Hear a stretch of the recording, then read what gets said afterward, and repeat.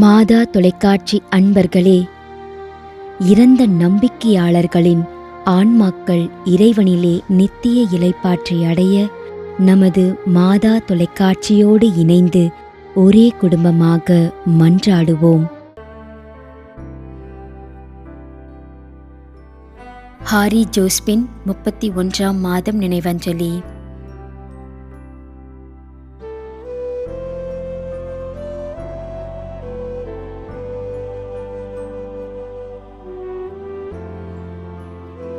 ரோனிக்கம், கொல்வேல், Kanyakumari.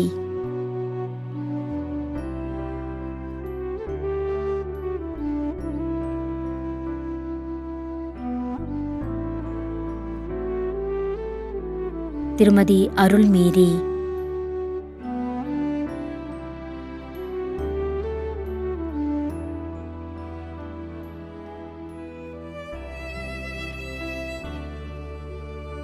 M. George, Chennai, 1ஆம் ஆண்டு நினைவஞ்சலி.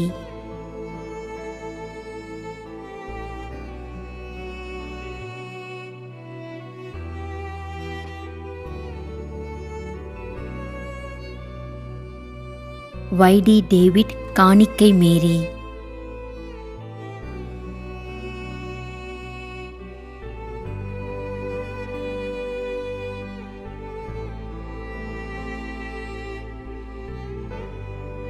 பால்ராஜ்.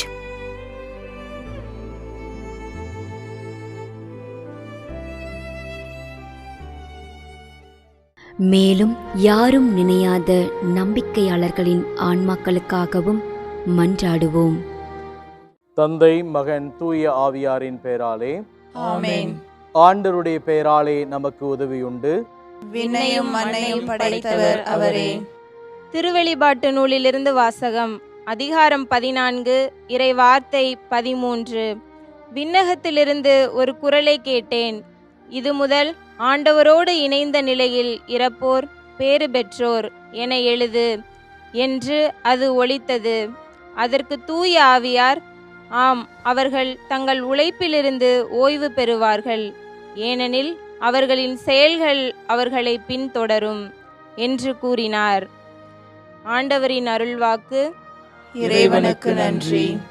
நம்முடைய வாழ்ந்து இறந்து போன இறைவனின் அடியார்களுக்காகவும், மேலும் குறிப்பாக மாதா தொலைக்காட்சி வழியாக நீத்தார் நினைவில் என்று நினைவு கூறும் இறைவனின் அடியார்கள் அனைவருக்காகவும் மன்றாடுவோம்.